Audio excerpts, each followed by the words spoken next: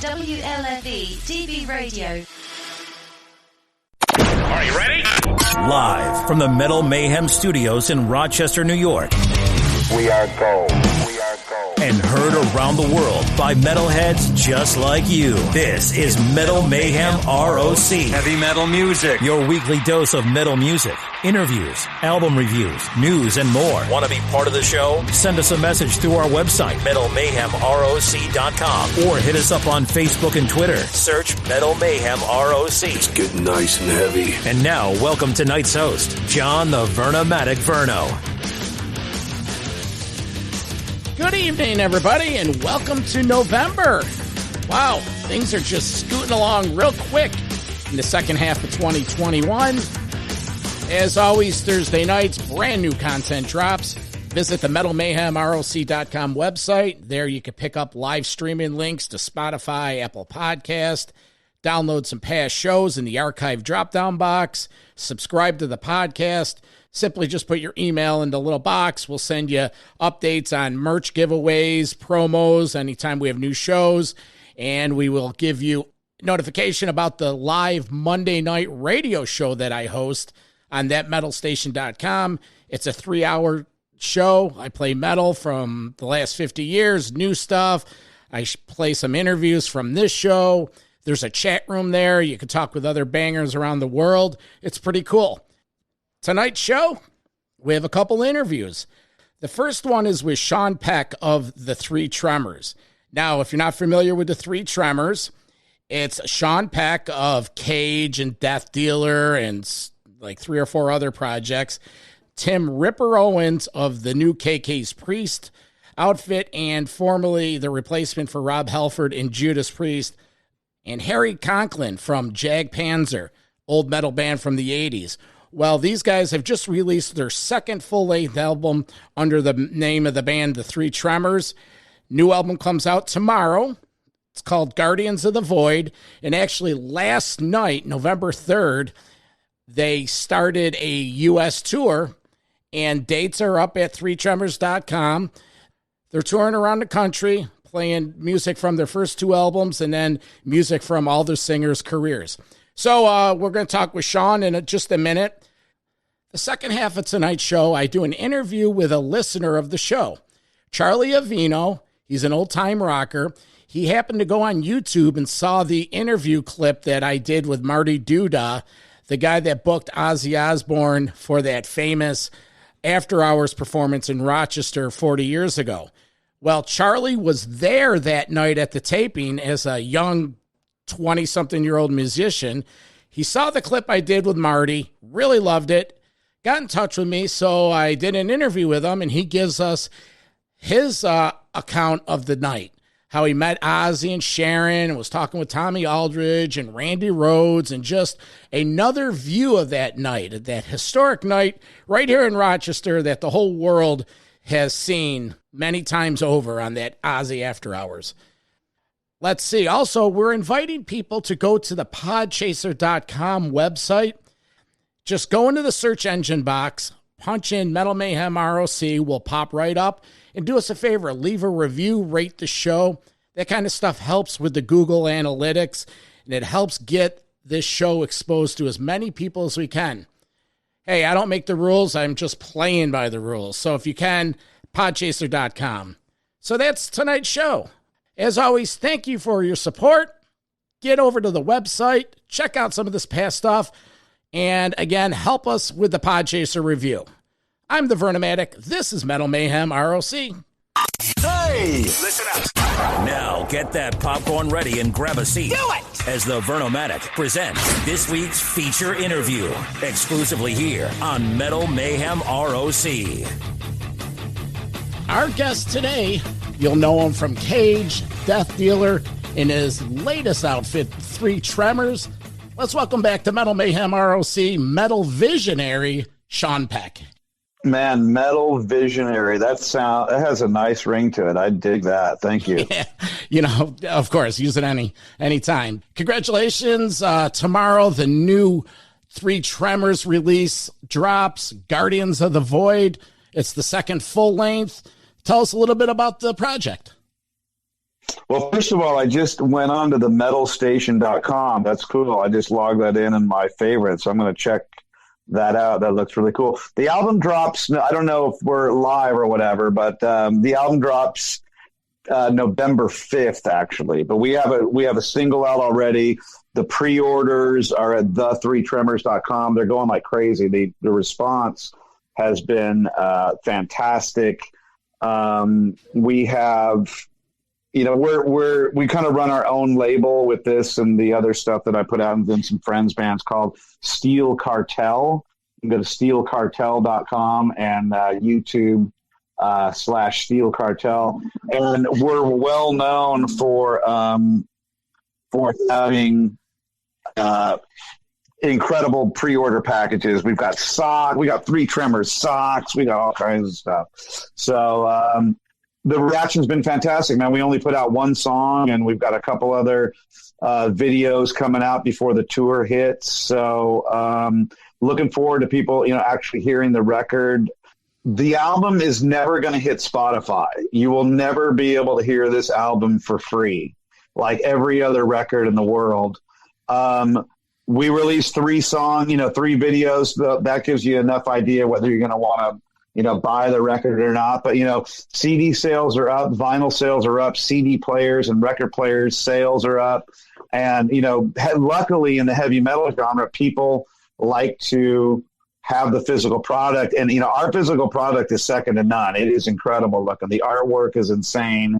16-panel booklets with all original art on every single page.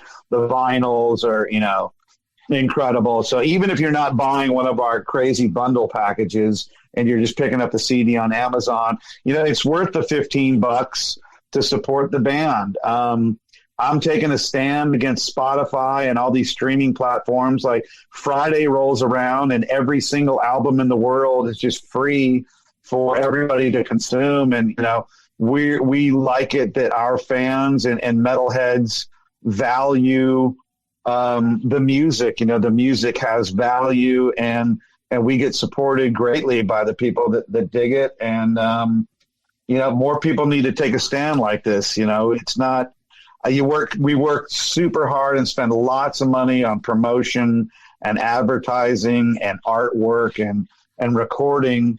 And just to have the album out for free right when it comes out, it makes zero sense to me. We used to be in a music economy where there was no free music, and, you could record a tape and trade tapes maybe.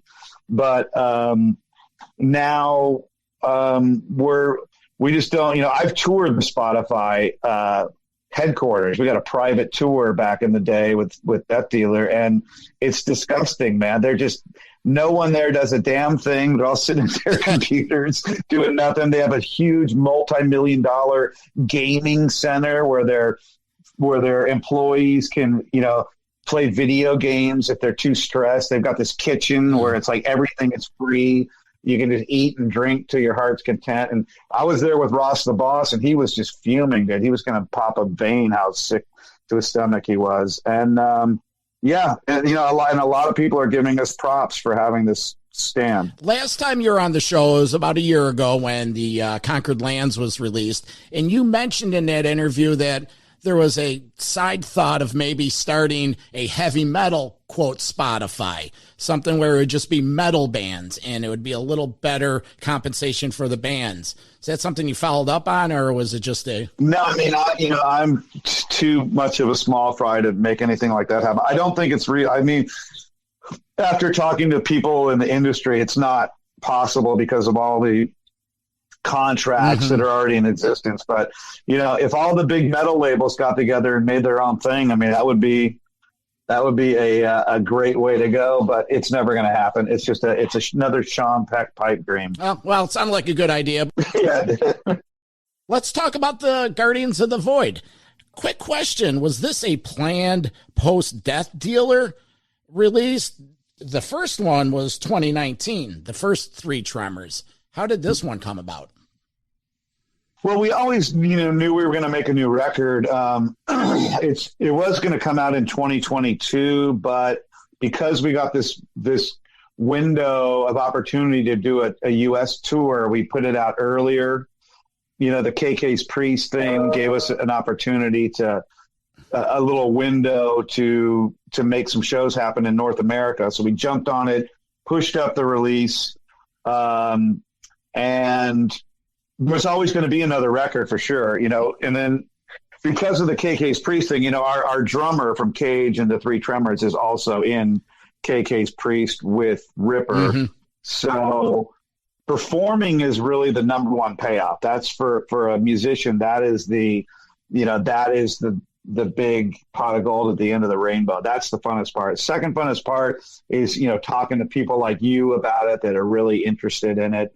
So I want to give you, props and thanks for all the hard work that you do and the passion project that you got with your show and everything.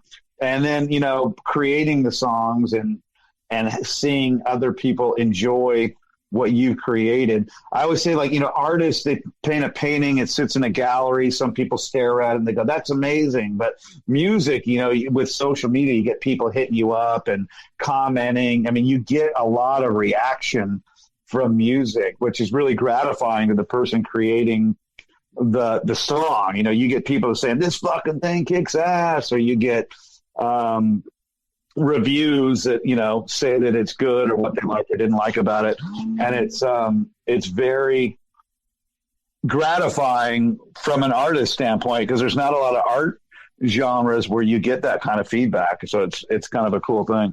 Let's round out the roster. Tim Ripper Owens from Judas Priest, KK's Priest, and a whole list of others. And Harry Conklin, better known as the Tyrant.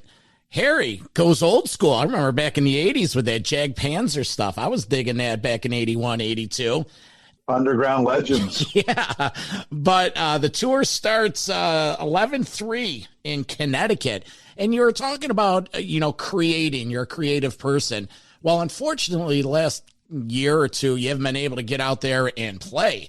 So how does it feel to actually book a tour? And do you have the confidence? Well, we only got like 15, 20 dates on this leg, but do you feel confident that these are going to happen? Yeah, I see all these tours canceling. They've got a giant, network of crew, and we're lean and mean, man. So if one of the guys in the band gets, the sniffles, the show's going on. We don't have crew guys that if they get sick, it's going to fall apart and have some domino effect. I mean, some of the guys in the band have had COVID already. We think we all had COVID back in December 2019 before it was cool. Coming off tour, we were all sick as hell, lost our taste. So we were probably, patient zero back then. And, we've been vaccinated. And so we're feeling pretty confident. I've been out at, Ripper and I just went to the Charger game with 70,000 Browns and Chargers fans, no masks, elbow to elbow. So we're feeling pretty confident that we're going to, get through these shows, and the reaction's been great, man. Some of them are selling out, and, people are hitting me up every day that they're coming. And because Judas Priest isn't on the road anymore, this is kind of really the only thing in this, zone that, like this on the road right now. So I think people are excited about it. Yeah, we have a Rochester date on the 12th and then the Buffalo, the 13th. So you're spending a weekend in Western New York. Looking forward to these shows. Bill's Mafia. I can't wait to get out there, play some new venues. And the show is insane, man. Anybody who's into metal, listen out there. You've never seen anything like this. It's like an insane heavy metal, speed metal band with three singers that are, kind of second to none. Yeah. Not that, I mean, Harry and Ripper are, unmatched. I'm just okay. But, it's, with the three of us up there at the same time with the way the band is and everything, it's super powerful. And when we did that first Europe tour, there would always be some guy would come up to me after the show, like, may I speak with you for a second? Like some heavy German accent. Like, I have seen over 1,000 shows, and this was one of the greatest shows I have ever seen. And so we were getting that all the time from these hardcore metal people. So it's really encouraging, and you got to come in and check it out live. Are you guys taking solos? Are you playing stuff from your back catalog? Is it just the Three Tremor releases? What's the set list? Well, last time we did, a song from each of our catalog, and we did some covers, but this is going to be, 7 songs off the first record, 7 songs off the second record, and maybe 1 or 2 covers. So it's going to be definitely Three Tremors centric, but, a lot of those songs, Bone Breakers, doing really good. That's a single that we got out so far. We'll have another single out by the time the tour starts, Crucifier, which is another really good one. And people love those, the first album. So we decided to pull back from the heavy cover thing, and we're only going to do, like I said, 1 or 2 in there and go really Tremors centric. And I think people are going to love it. Now, going back to the first one, you did that, you had offered that studio session, the solo. Do you have any plans to do that for this release? Well, we keep getting asked about it. I mean, we have them and they're amazing.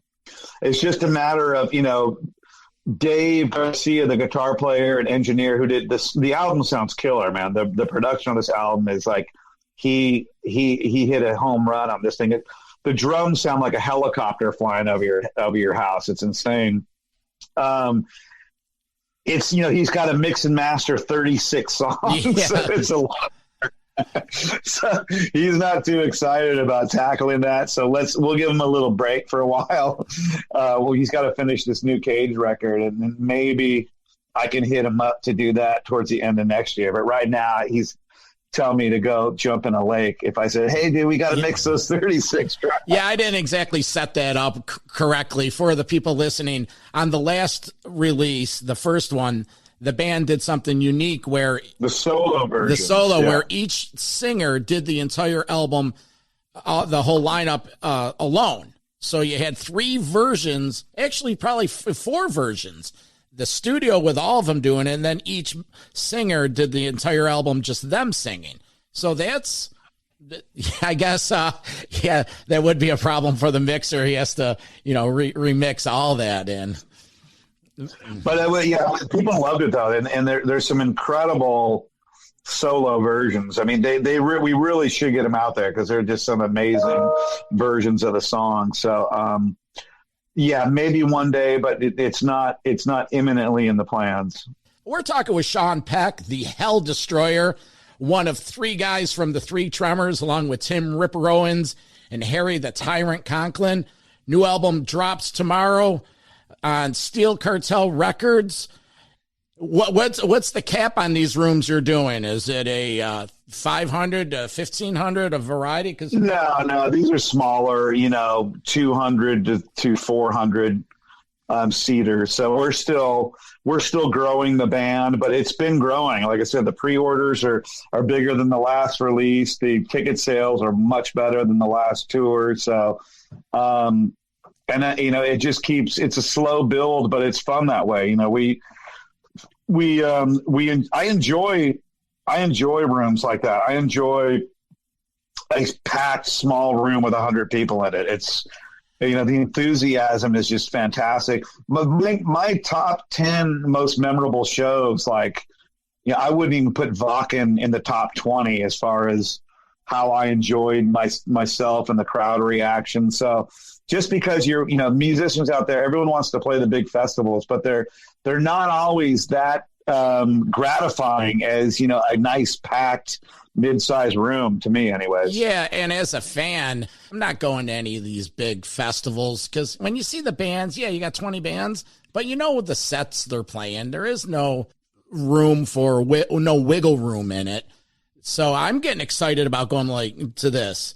The night, it's going to be good. The night before, Black Label Society's in town, up at the Armory. Oh wow! Yeah, no, it's an 800 seat place. It's a little bigger, but the intimacy is there. So stuff we're looking for. I was Zach Wild's guitar tech for 10 shows. I don't even know how to turn an amp on. That was quite an adventure when we did the metal when Death Dealer opened for the Metal All Stars. Stu and I were Zach's techs for the 10 shows. It was wild. We became really good buddies with Zach and told some funny stories. Yeah, Zach's a good guy. I met him once. He was cool. Met him up at the House of Guitars. I'm sure that show will contain a 20-minute guitar solo that he just loves to do. Yeah. Let's see, a couple questions in Steel Cartel. Now, when I'm involved with the radio station and looking at new music and doing research, I work with all the publicists and the record companies. I'm getting bombarded with stuff daily. And there's just so much out there. There's so many avenues to discover new music. And can anyone get on a label? And has it lost its luster throughout the years? I don't know, man. I mean, you want to put an album out, basically, people that are in young new bands, they want to be on a label and they think that's going to get them, shows. And the labels want, bands that are willing to sleep in the van and just play 300 dates a year and just really grind it. That's why, when we put out the Death Dealer thing, like these labels, like this album is great, but you're a bunch of old dudes and you're not gonna go out and, do the freaking dirty work, sleep on the floor and, all that stuff. So, obviously the revenue from the music business is not what it is because the physical units don't sell anything like they used to. So, if you have taken a chance on a new band, it's it seems like you're going to lose money no matter what. So that's why on my label, I do my stuff and then my friends' bands. But as far other bands are hitting me up all the time, like, hey man, we're looking for a label. And I'm like, sounds killer, but I'm not excited about losing $15,000 on your band. So I don't know how these labels are doing it, man. They think they're just doing the volume of the streaming. And, I've talked to a few of the smaller labels and how their licensing deals to these bands. And, there's not a lot of them are getting any significant money up front, but it's not as catastrophic as it was before because, it doesn't take $25,000 to make a record anymore, Well, that's where I was going with this question. It's just there's overabundance of just music, and it's not like the olden days where you hear a demo and it sounds like some dude recording it on his boombox in the basement. Now these are broadcast quality recordings. They're all digital, but there's just so much out there that after a while I'm just listening. Sean, I'm telling you, I'll sit down an hour, couple hours on the weekend and just go through this and nothing just grabs you. It wasn't until Jarvis Letherby. I had a chance to talk with him in the spring when the new Sirith Ungle came out. And we got on, we were on the phone for 2 hours. He's a great dude. Yeah, I miss talking to him. I need to call him now. We used to talk all the time. He's telling me about the whole traditional wave of British heavy metal movement, and he was turning me on to these bands, and that's where I'm finding a lot of the stuff that is, my personal preference, the Enforcers and the Night Demons, and a lot of those. I can't do the Cookie Monster bands.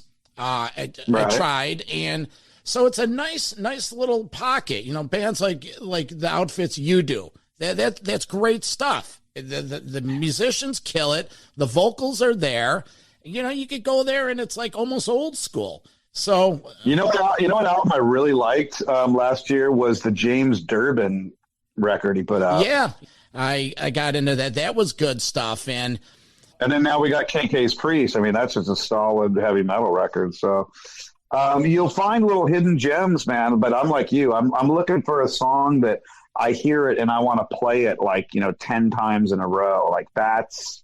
I'm looking for those magic moments. And sometimes it's hard to find. There's a lot of bands with a lot of talent. The guitar shreds, singer's great, but you're just, where is the song that just kicks your ass? Yeah. That's what I'm looking for. Then you're going old school. You like to get into a band and then go see them live and grow with the band. And that's why I'm excited about your tour and just some of these other ones. I think we're all just hungry. Well, the Three Tremors is a band. It's not a project. We've done I think 70 shows together. We're going to throw another 20 on here.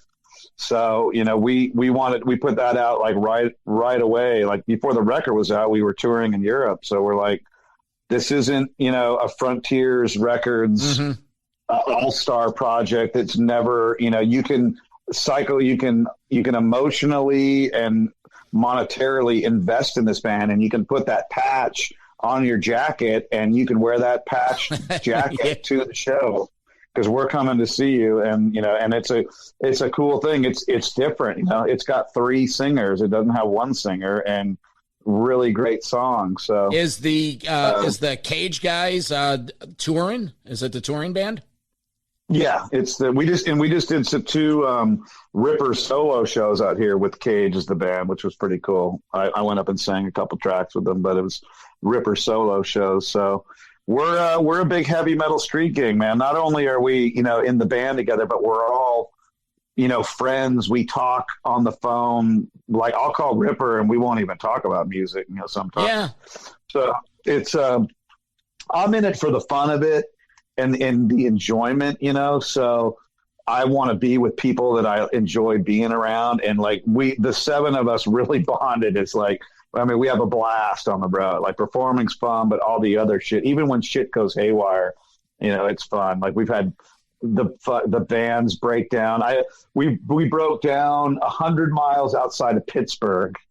And there's literally Amish wagons going back and forth. There's no Uber, there's no taxi, there's nothing out here. And we're standing at a gas station. I literally flagged down cars and convinced some people to drive us 100 miles into Pittsburgh so we can make the show happen. So there's been and that kind of stuff's fun. And the camaraderie makes it really enjoyable and people can feel that on stage during the songs. It's street lethal, deadly heavy metal, but in between the songs it's literally like a stand-up comedy show between me and Ripper and Harry, man. We're just making jokes the whole time, so it's fun, man. Quick roll call. What's going on with Death Dealer? Death Dealer's got a new EP coming out December 5th. We're about to start in the press mode of that. The EP is killer, 4 insane songs, vinyls, the whole usual incredible package of stuff. It's called Fuel Injected Suicide Machine, and it's a Mad Max vibe kind of thing. Then there's a Death Dealer. The 4th Death Dealer album is completely finished. That'll come out next year. And there's even a 5th album that's pretty much finished for Death Dealer. So if Death Dealer is far as the eye can see. Cage, we have 20 songs at least. That album is called Dungeon Crawler, and it has a really insane, unique physical product component to it that I can't reveal yet, but it is super, super cool. That'll come out next year, probably June-ish. And then I've done a bunch of guest stuff that's coming out. And we also I have something else that's really huge in the works because I didn't have enough bands. Also the Warrior thing, we did a show with Warrior that was great. So I think we're going to do some live Warrior shows out here on the West Coast, maybe we'll record some songs. I don't know. I have a good time with those guys. And then I have another, thing coming out that'll be huge news. That's kind of related, back to the Denner Sherman stuff that I was doing. Oh, so love that. Love that. All kinds of metal coming.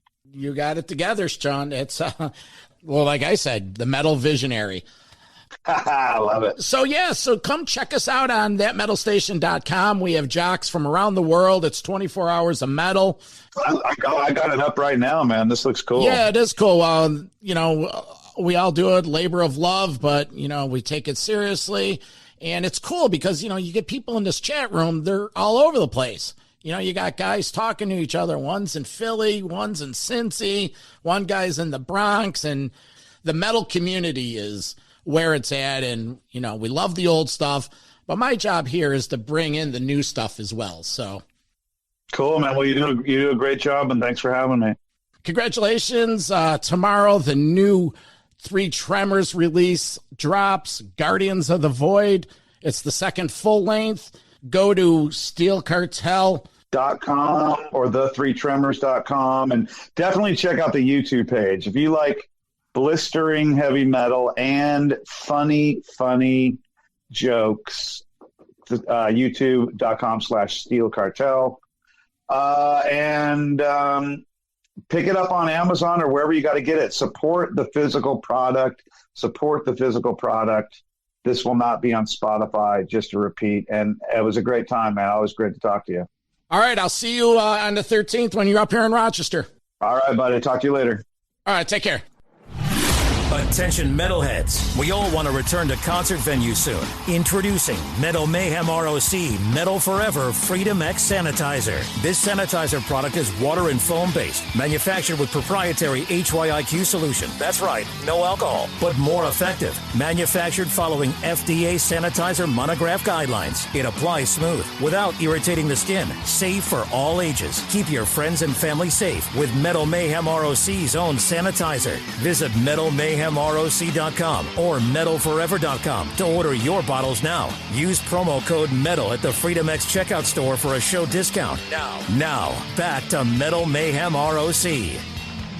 So tonight I have a very special interview. I have a VIP listener. His name's Charlie Avino, and he went on YouTube, and on his own he watched the interview that I did with Marty Duda. It was celebrating the Ozzy Osbourne After Hour appearance back at WUHF in Rochester, New York in 1981. Charlie commented on it, and he mentioned that he was in the audience that night. He was a young musician, fresh out of college, working in the Rochester area. So I got in touch with him, and I have him on here tonight to tell his story. Let's do it. Hey, Charlie, what's up, buddy? Oh, man, feeling good. Great evening here. It's nice and cool. Heat wave is over. What do you guys want to know about that show? I was there. You were there. Well, let's get right to it. Spill the beans. Give us paint the picture, Charlie. Here we go. Marty Duda was the president, if you want to call him that, of Out of Print Records. We all thought that was kind of fun. Gives my lead guitar player a call, Eric, and says, hey, you guys want to go see Ozzy? And I'm thinking, yeah, they're in town. I said, yeah, sure, let's all go. He goes, no, they're making a video down on East Ave at the studio, at the soundstage. And I'm like, count me in. We drive down there. We walk right in. There's no VIP, no nonsense. We just walk, take the elevator right up. I think it's about the third floor. We walk in, and there's Ozzy, Randy Rhoads, Tommy Aldridge, Rudy Sarzo. They're just standing around in their rock and roll outfits, their stage gear. The Marshalls are stacked, the huge drum sets over in the corner, and I thought I had died and gone to heaven. And that's the setup. And I don't think there was any more than 30 people. Marty said 30. I remember 20. But, we're dibbling here. Oh, yeah, it's 40 years ago. The story changes. So, yeah. So the band's there, and were you a Sabbath fan? You knew who Ozzy was? Absolutely. Oh, are you kidding? I had seen them in Madison Square Garden as a younger teenager, and everyone knew the story of Ozzy. His troubles, losing, his job there with Sabbath. But we were well aware that he was on the comeback trail. And here's a chance to see, someone you absolutely admired. As a young teenager. I think I'm like 20 something at that point. Yeah, I'm 22, and I'm like, I get to see Ozzy up close. I was out of my mind. So tell us about the gig. They played 4 or 5 songs. Yep. Keep going. Yeah, they played 4 songs. They did them each twice. That's how I sat there and learned. I was in a really hard-working band at the time, and I watched them do their work, and that's what I took away the most, was how professional they were. They had to do each song twice so they could get different camera angles. So that meant they had to play it almost exactly the same way twice, which it's tough. If you play in bands, it doesn't always go that well. And that's what they did. And what really stands out, and everyone knows it, if you've seen the video, Randy Rhoads is on fire. And we knew about him from Quiet Riot. But, when you see someone that close, we were literally 4 feet away.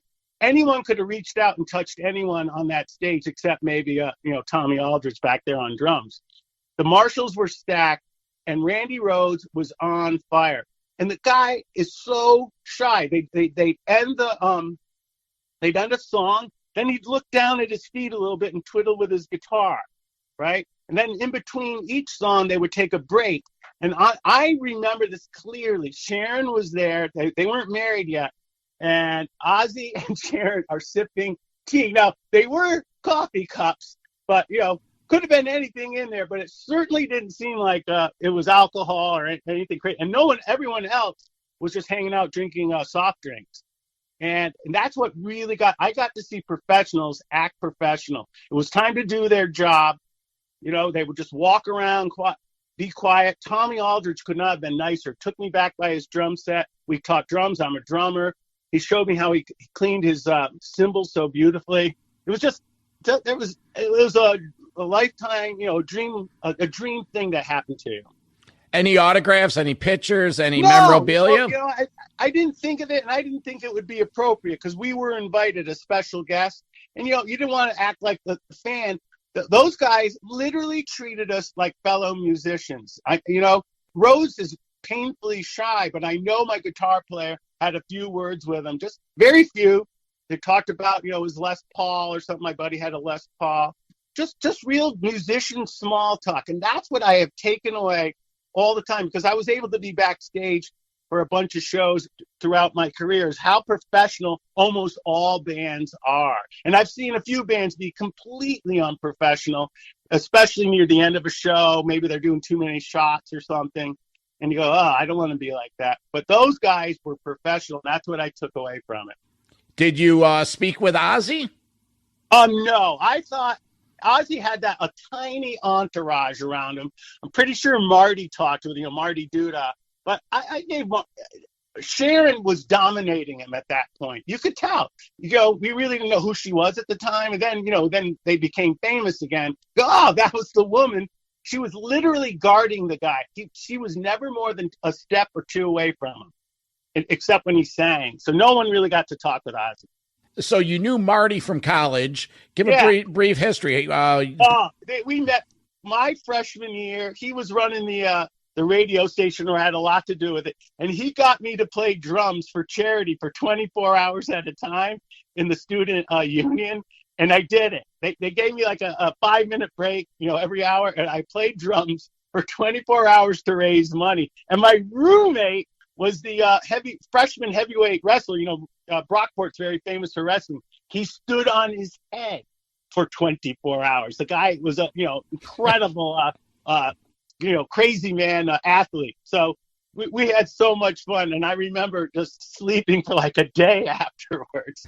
But so Marty and I go way back. We traded. I needed a Good Rats album. He had it, the first one, Tasty. So I traded a Crack the Sky album I had. He took it right out of the radio station. I don't care about it anymore. I had like one of the few copies of that first Good Rats album. So Marty and I just went back. We ran in the same circles. That's all. That's great. That was the 70s. That's what it was all about. Lucky you. Oh, man. The albums.